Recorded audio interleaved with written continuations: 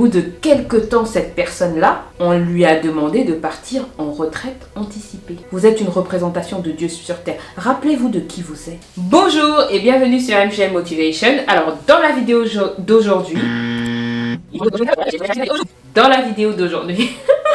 je vais vous rappeler, je vais vous parler du pouvoir des mots. Il y a quelques temps, j'ai eu un commentaire qui m'a fait tellement chaud au cœur. C'était sur la vidéo Le pouvoir de la louange en fait. C'était sur cette vidéo-là. C'était sur un extrait d'une prédication que j'avais faite. Et c'est un commentaire qui m'a trop encouragée. Et juste cette personne dans le commentaire disait « Vous m'avez rappelé l'importance de la louange ». Ça m'avait fait tellement chaud au cœur. Et aujourd'hui, c'est comme si j'ai envie de répondre d'une certaine manière à cette vidéo en parlant du pouvoir des mots, le pouvoir des mots. J'avais fait une vidéo sur la chaîne qui s'appelle le pouvoir de la parole, etc. J'avais fait en fait c'était une prédication que j'avais faite, je pense, chez les jeunes ou un truc comme ça, à l'église, un truc comme ça. Bon bref. Et aujourd'hui, je vais vous parler d'une expérience que j'avais eue. Il y a quelques années, je travaillais quelque part et bon, ça se passait relativement bien, mais voilà, c'était pas trop ça non plus. Et à une période, en fait, c'est comme si ça n'allait vraiment pas. C'est comme si ça n'allait vraiment au travail, ça n'allait vraiment pas, etc. J'avais trop de charges, j'avais des délais qui étaient... Enfin, c'est comme si on vous donne des choses à faire, mais au moment même où on vous les donne, vous êtes déjà en retard. Le projet, il est déjà en retard. Ça aurait dû commencer bien avant. On vous met la pression en fait, alors que c'est même pas de votre faute parce que c'était déjà en retard. Et donc on vous met une charge de travail, en plus avec une pression, des délais qui sont intenables parce que c'était déjà pour hier. Ça se passait pas bien, j'allais au travail avec la boule au ventre, j'y allais à reculons, etc. Je me disais, oh, mince, qu'est-ce qui va m'arriver aujourd'hui? Qu'est-ce qu'on va me dire? En plus, on m'envoyait des mails assassins. Vous voyez les mails qu'on vous envoie, etc. Les pressions qu'on vous met, indirectes, etc. Et j'essayais de me défendre et tout, mais j'allais au travail, j'avais la boule au ventre. Et puis un jour, je découvrais un peu tout ce qui était développement personnel, et puis ça s'est confirmé avec les prédications, la religion et tout. Et dans la vidéo, ça disait, on a ce sur quoi on se concentre. Il nous arrive ce sur quoi on se concentre. Si on dit, ah, je veux pas ça, je veux pas ça, etc. Et j'avais réfléchi à ça, etc. Et je me suis dit, je crois que j'avais regardé un truc sur la loi de l'attraction, un truc comme ça, le film ou le secret ou un truc comme ça. Et après, je m'étais dit, en fait, c'est vrai.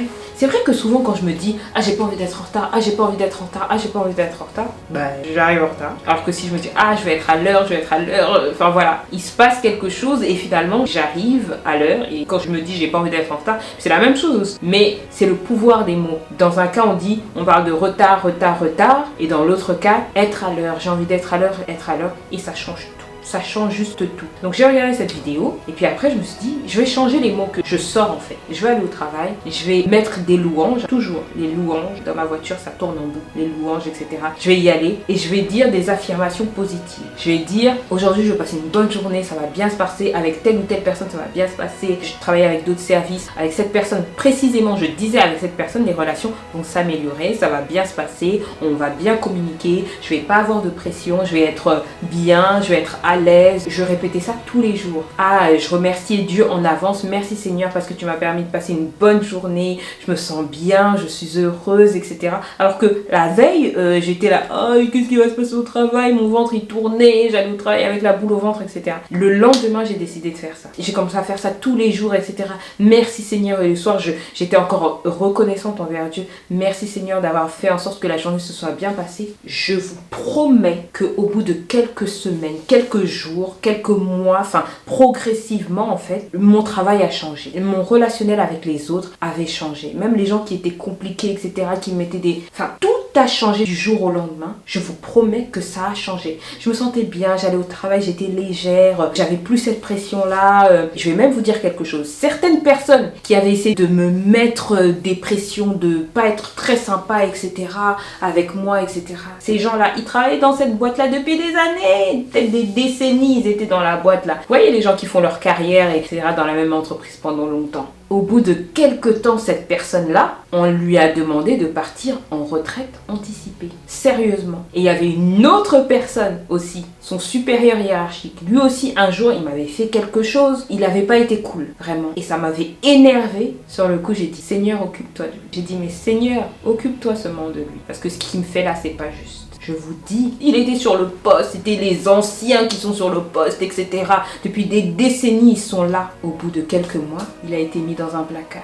Je vous promets, il a été mis dans un placard. Moi-même, j'ai pas compris. Ces deux personnes-là, Dieu les a enlevés de mon chemin. Dieu les a enlevés. Et c'est pas parce que je suis extraordinaire ou quoi. Vous, Dieu, quand il nous a créés, vous êtes pareil. Quand il nous a créés, la Bible nous dit que Dieu, il a créé ce monde avec la parole. Avec la parole. Il a dit, il faut que le monde soit et le monde a été. Il faut que le ciel a été. La terre a été. Le premier jour, la nuit, le jour, il a démarqué la terre, la mer, etc.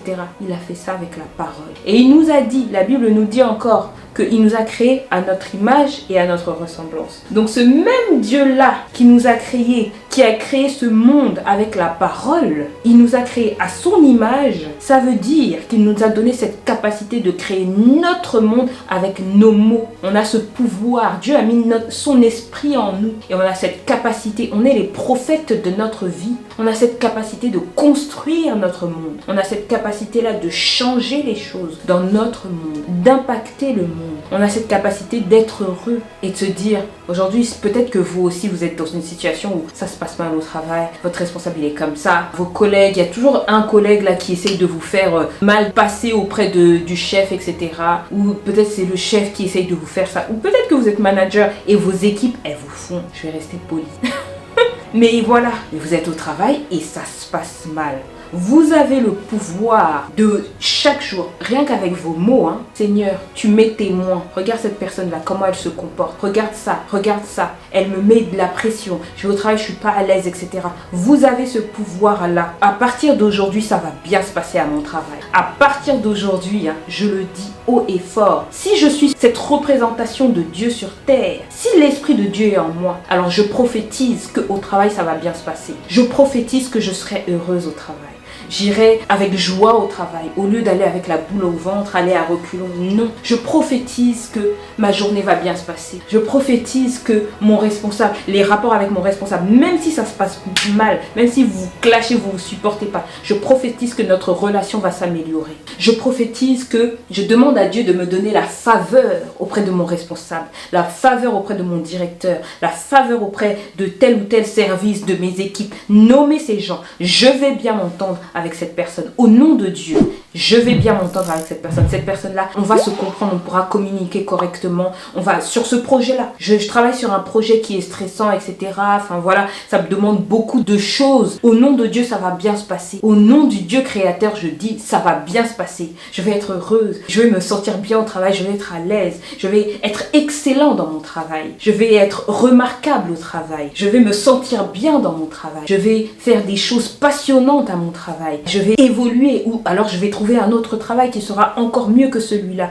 Vous avez le pouvoir de changer votre vie. La vie et la mort sont au pouvoir de la langue. Vous êtes une représentation de Dieu sur terre. Rappelez-vous de qui vous êtes. Vous n'êtes pas n'importe qui. Peut-être que ce monde a essayé de vous faire croire. Ou peut-être que vous-même, vous avez oublié qui vous étiez. Aujourd'hui, moi, je suis là pour vous le rappeler. Vous avez le pouvoir. Vous êtes le prophète de votre vie. Avant que je ne t'eusse formé dans le ventre de ta mère, je te connaissais. Et avant que tu ne fusses sorti de son sein, je t'avais consacré. Je t'avais établi prophète des nations. Jérémie chapitre 1, verset 5.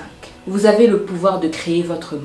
Quel est le monde que vous allez choisir de créer? Est-ce que vous allez choisir d'être heureux? Est-ce que vous allez choisir de changer les choses? Mais il ne suffit pas de le dire un jour. Vous le dites juste un jour. Ah mais ça marche pas, hein? Ce que MJL Motivation, elle a dit aussi, ça marche pas. Non, il faut se le répéter chaque jour. Vous allez au travail, je vais passer une bonne journée, tout va bien se passer. Mon responsable, on va bien s'entendre. Mes collègues, ça va bien passer. Cette réunion-là, cette réunion importante, etc.